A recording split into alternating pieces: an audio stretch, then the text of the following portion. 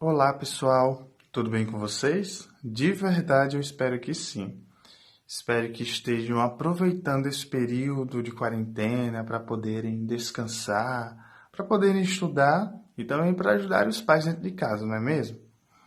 Olha, devido a esse período de quarentena, as nossas aulas elas foram interrompidas. Só que vocês não podem ficar prejudicados com isso.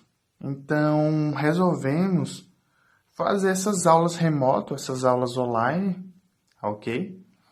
Então hoje iremos rever algumas coisas que já foram vistas em sala de aula. Não tem nada que vocês não conheçam aqui, tá? É só para relembrar mesmo. E o primeiro assunto é sobre as células.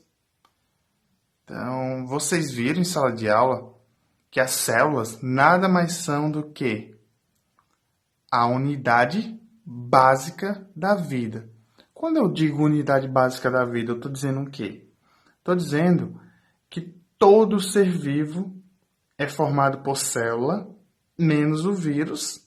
Entretanto, mesmo o vírus que não é formado por célula, ele precisa de uma célula para sobreviver. Ou seja, todo ser vivo depende de uma célula. Por isso que ela é a unidade básica da vida, porque sem uma célula não tem vida. Entenderam? Aqui eu trouxe um esqueminha, tá?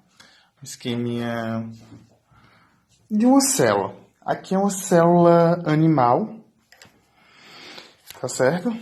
Pessoal, aqui nós vamos ver algumas estruturas que vocês já conhecem, mas só para relembrar mesmo. Por exemplo, toda célula ela possui uma membrana plasmática. E o que seria a membrana plasmática? Seria isso aqui de rosa, ó. Membrana plasmática. Vou até colocar aqui o nome. Membrana plasmática. E para que ela serve? Ela serve para proteger a célula. Então, isso aqui, ó, ela protege a célula. Além disso, ela permite a entrada ou não de substância. Entende? É ela que vai permitir se o alimento vai entrar ou não, se a água vai entrar ou não. Tudo que vai entrar dentro da célula tem que passar por essa membrana aqui, tá certo? Outra característica da célula é o seu citoplasma. E o que seria o citoplasma? O citoplasma é essa partezinha todinha de amarelo. Não tem isso aqui que está pintado de amarelo? Tudo isso aqui é o citoplasma. O citoplasma, botei errado aqui. O citoplasma, ele tem a função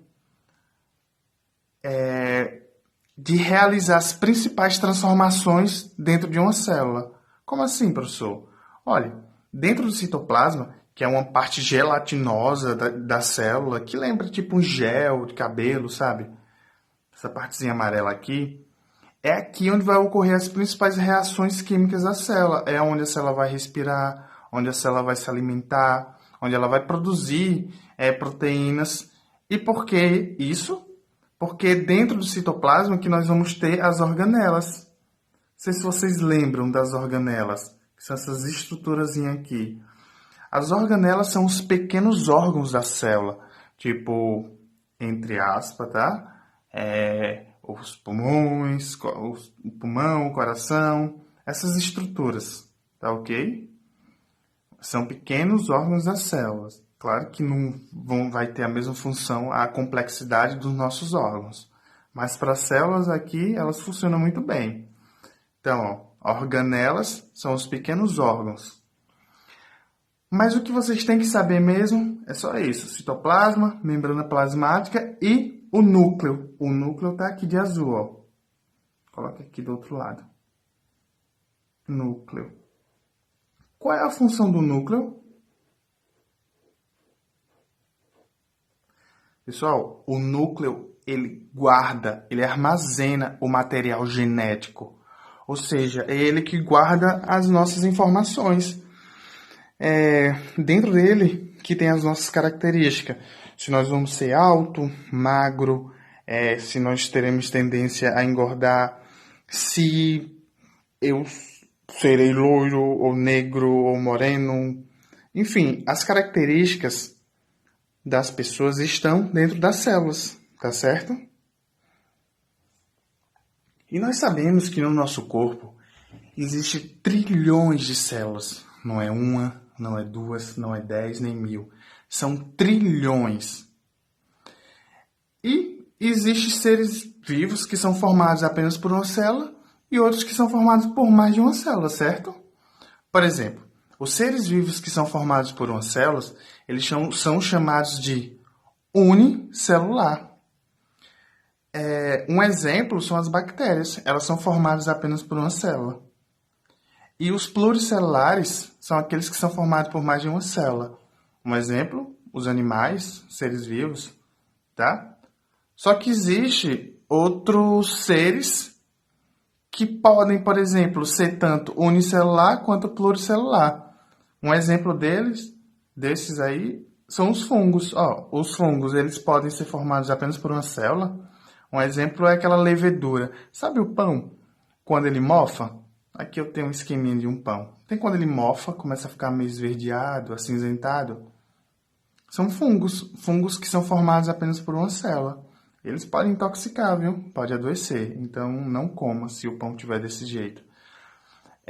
Cada um daquela coisinha verde é um fungo. É uma célula, tá certo? Unicelular. Mas o fungo também pode ser pluricelular, quando ele é formado por várias células e ele dá origem, por exemplo, ao cogumelo. Tá? Então, o cogumelo formado por várias células.